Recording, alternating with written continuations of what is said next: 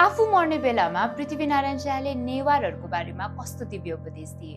52 वर्षको उमेरमा नुवाकोटमा राज्य विस्तारको विमोचन गर्ने क्रममा पृथ्वीनारायण शाह बिरामी हुन पुगे।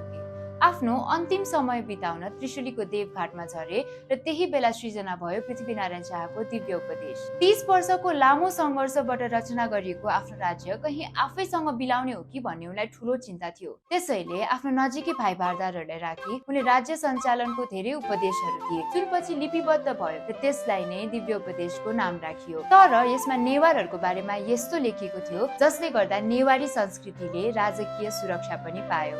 राग र तानको मनोरञ्जनमा रमाउने क्रम बढ्दो थियो। कहीँ आफ्नो जनताहरू भारतमा गई देशको धन सम्पत्ति सिद्ध्याउने हो कि भन्ने सन्देह पनि पृथ्वीनारायण शाहलाई थियो। उपत्यकाका नेवारहरूको नाचगानलाई प्राथमिकता दिए, देशको आय आर्जन देशमै रहनेछ भनेर उनले उपदेश दिएका थिए। यसरी हेर्दा नेवारी संस्कृति परम्परा जोगाउने विषय मात्र नभई नेपालको आर्थिक जीवनलाई सम्हाल्ने एक महत्त्वपूर्ण आधारको रूपमा स्थापित भएको देख्न सकिन्छ।